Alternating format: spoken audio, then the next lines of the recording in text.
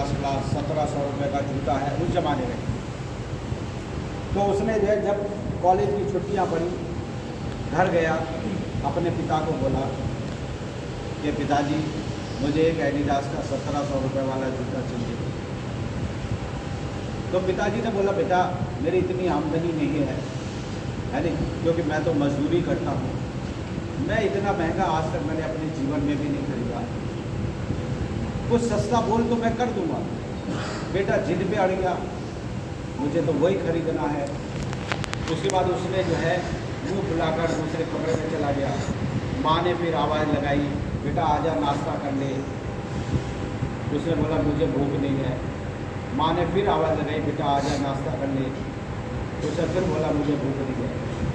माँ ही एक ऐसी शख्सियत है जो अपने तोतले बच्चे की भाषा केवल माँ ही समझ पाती है। माँ को शक हुआ कि जो इतना खाने वाला वो आज कैसे बोल रहा है कि मुझे भूख नहीं है, मैंने उसकी पसंद का बना रखा है। माँ उसके पास गई। माँ ने बोला बेटा क्या बात है, क्यों नहीं खा रहा? बोला मैंने पिताजी से जूता मांगा था, पिताजी ने जूता दिलाने से मना कर दिया। तो माँ को पता है मेरे घर की आमदनी क्या है। माँ चुपचाप अपने किचन में गई।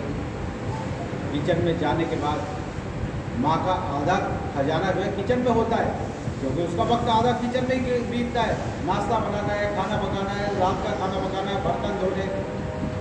तो फिर उसके बाद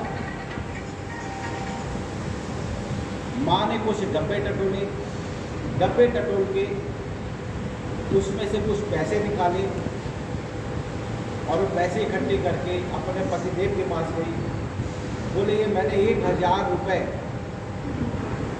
कई महीनों के 1000 रुपये कई महीनों के राशन के खर्चे में से बचा बचा के रखे हैं, आप इनको ले जाओ, कुछ पैसे अपने दोस्तों से उधार ले लो और बेटे को जूता दिला दो, बेटा बाहर पढ़ने जाता है नहीं।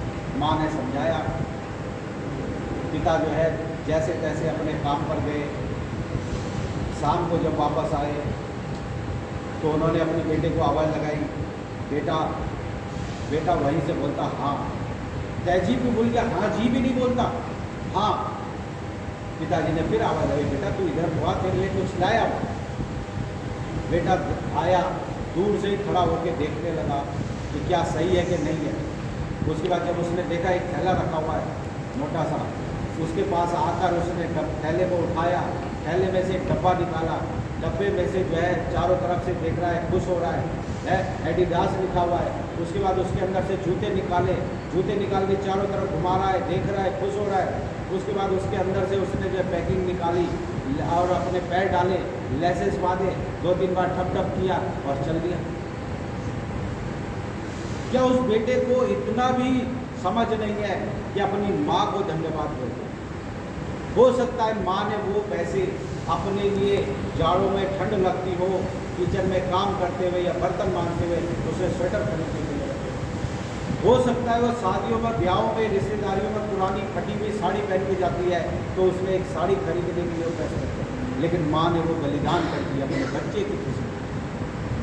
वो पिता जिसने सुबह मना किया था और शाम को ख्वाहिश पूरी कर दी, पता नहीं कितने दर्द में, कितना दुख हुआ होगा अपने दोस्तों से कर्ज लेने में, और उन्होंने शाम को फरमाइश पूरी कर दी। क्या इतना फर्ज नहीं बनता कि अपने पिता को धन्यवाद बोले या अपने पिता को गले लगा ले एक बार? क्यों?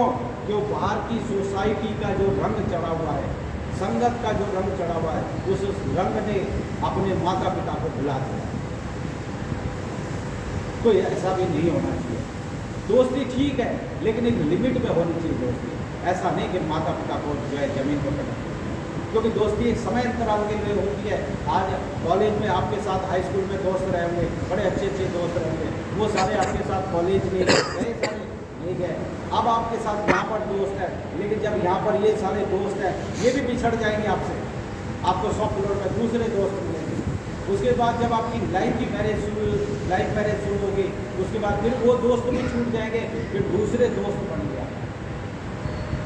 तो दोस्ती तो आती और जाती रहती है, लेकिन माँ बाप जब तक आपके साथ है, आप उनका ख्याल रखें। आपकी उनकी देखभाल करें, क्योंकि ये एक ऐसी चीज़ है, अनमोल चीज़ है, जो अगर एक बार बिछड़ गई तो फिर आप कहीं से ला नहीं सकते, कहीं से पा नहीं सकते आप। पूछिए उन लोगों से जिनके बेचारों के माँ बाप बचपन में पैदा होते चले जाते हैं, कितनी तकलीफ होती है। क्या झूठ है वो सब कहने के लिए कि ताऊ ताया पालेंगे, चाचा पालेंगे, सब दिखावा है। फ़र्क अपने और दूसरे के बच्चे में अपने आप फ़र्क नजर आता है। माँ वही है जिसने जन्म के समय दर्द सहा है, दूसरी कोई माँ नहीं है। आप चाचा किसी को बोल सकते हो, भाई किसी को बोल सकते हो, लेकिन पिता किसी को नहीं बोल सकते हो आप, क्योंकि पिता वही है जो हमें छांव देगा, जो हमें सहारा देगा, जिसके ऊपर हम अपने अधिकार जमा सकते हैं। तो इसलिए अपने माता पिता का ख्याल रखिए, अपने माता पिता का ध्यान रखिए, उनकी हिफाजत कीजिए, उनका जो है बुढ़ापे का सहारा बनिए। कल को शादी होने के बाद उनको छोड़ न देना। पत्नी है, पत्नी को पत्नी का दर्जा देना, सम्मान देना उसको।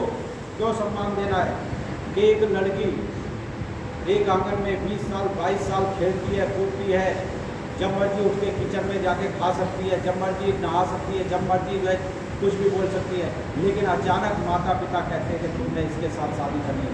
एक पराये आदमी को अपना आदमी मानती है, एक पराये घर को अपना घर मानती है, तो है ना बड़ा दिल, है ना बड़ा दिल। आपका वंश बनाने आई है, आपके वंश को आगे बढ़ाने आई है, आपके घर में चार चांद लगाने आई है, तो उसका सम्मान होना चाहिए। लेकिन इतना नहीं कि उसको सिर पे बैठा दिया जाए, माँ बाप को नीचे कर दिया जाए, नहीं। औहदे के हिसाब से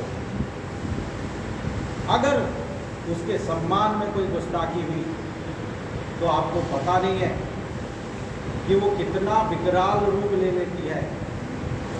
उसको चंडी भी कहा गया ना, तो वो वाकई चंडी भी है। अगर आपके उस घर को बना सकती है तो आपके घर को विनाश भी कर सकती है।